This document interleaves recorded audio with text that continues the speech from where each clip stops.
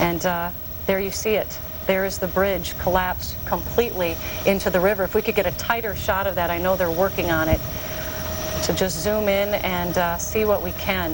We're going to ask our producer or director if they could to see if there's anybody in our chopper who is going to be able to tell us a little more about what it is they're seeing, and we're going to work on that technically for you in a moment. But right now we're able to speak with Ken Barnhart with MnDOT, who's joining us now by phone. And quite obviously, Mr. Barnhart, this is a tragedy that we're just now learning some details of. But if you would, tell us, in your estimation, what may have happened here to cause this. Mr. Barnhart, are you with us? Yes, I am. Okay, Mike and Julie here with KARE-11. Just, if you would, give us an idea of what may have caused what we're witnessing here now live. I cannot speculate as to what may have happened. What I can tell you is that both the north and southbound bridges have been damaged, and what we would like people to do at this point is stay completely away from the area. If we do need help later on, we would call for it. The detour right now is using Interstate 94 and Highway 280. The more people that stay away from the area, the better off we're going to be, and the better off rescue workers will be. Sir, are you aware of any construction going on this bridge? We were doing a mill and overlay project on the bridge.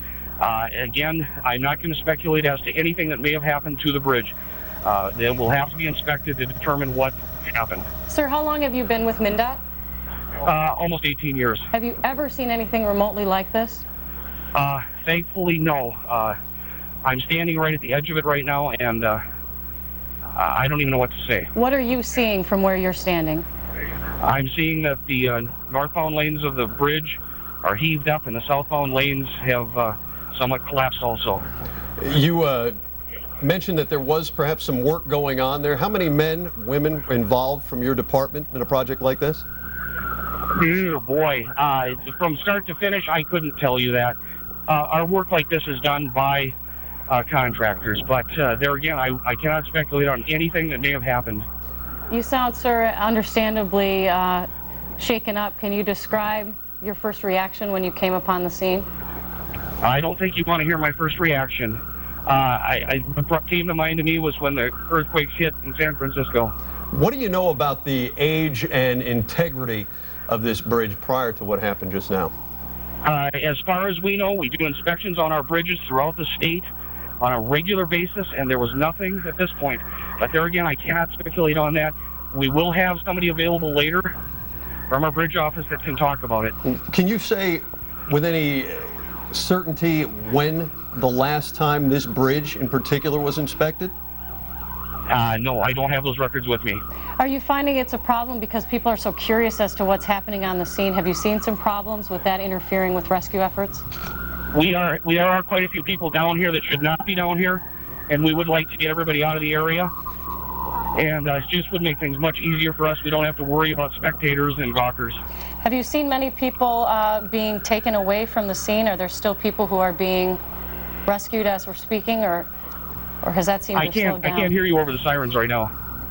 I was just wondering if people, what we can see from our chopper is that it seems as if there are a lot of people walking around, but we don't see a lot of people being removed from the scene from our vantage point. Are you still seeing a lot of that?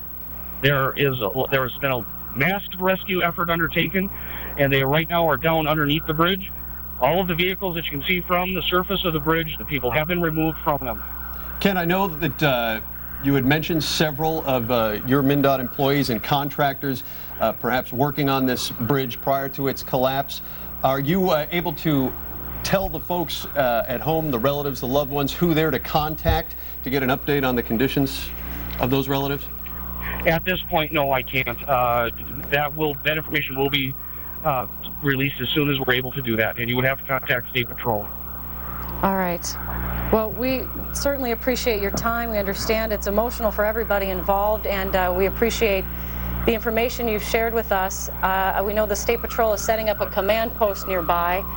And I just want to stress, we want people to do the detours and stay out of the area to let us get our work done. And those detours, again, 94 and 280. Yeah, and if possible, take 694. 694 is flowing halfway decent right now. That would be an even better that for us. I've got one of our traffic people here, and he said 694 is moving fairly good. And I just have another question for you, too, sir. We were told by an eyewitness that traffic was bumper to bumper at the time of the collapse. Around 6 o'clock, do you have any idea how much traffic normally flows over that bridge? I don't have, it's more than 100,000 vehicles on a daily basis. Ken, I know you had mentioned a moment ago about the type of work you thought was being done here, but I'm sorry, I just wasn't able to hear you. Tell me again what was being done. Basically, it was a simple, we were just doing concrete repairs, nothing full depth, and we were getting out and just taking the surface off, putting a new surface down, new driving surface. So you weren't doing any work underneath the bridge? Absolutely not. Moorings, the pilings, the footings, nothing like that, to your knowledge, was being touched today by MnDOT or the contractors? There was no work going on beneath the bridge whatsoever.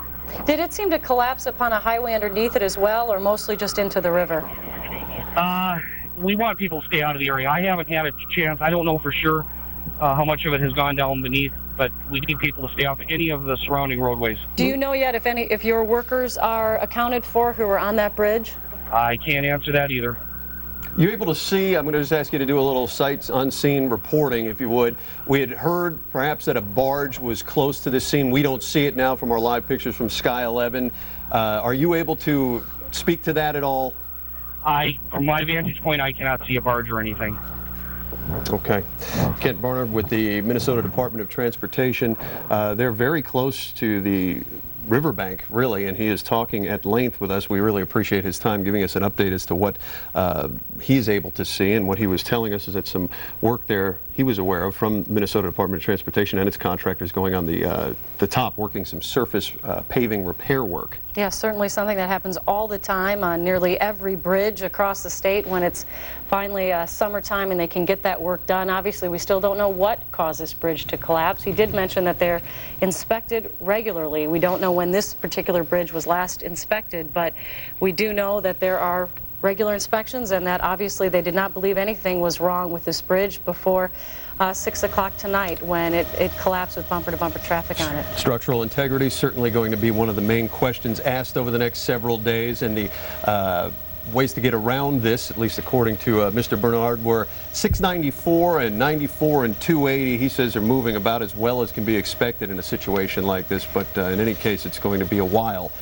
before most of these cars are able to be rerouted. And we know that you're watching this at home with as much disbelief and horror as we are. It is hard to look at these pictures, and I'm sure all of us have been on that bridge and are worried about those who are on it shortly after 6 o'clock, right in the middle of rush hour tonight. We understand that there are several medical choppers on their way to the scene, and obviously you can see from Sky 11 the emergency workers are doing what they can. We were told that they are now currently focused on under the bridge, trying to figure out if people are still in the water after this collapse directly into the Mississippi. Sky 11 over it right now, and you can see too, if we could just take a look at what you see at the bottom right of your screen, it appears a portion of that bridge, right about there, gentlemen, appears to be on top of some rail cars. I'm assuming freight, but I do not know for sure. Imagine that it's cargo of some type. We don't know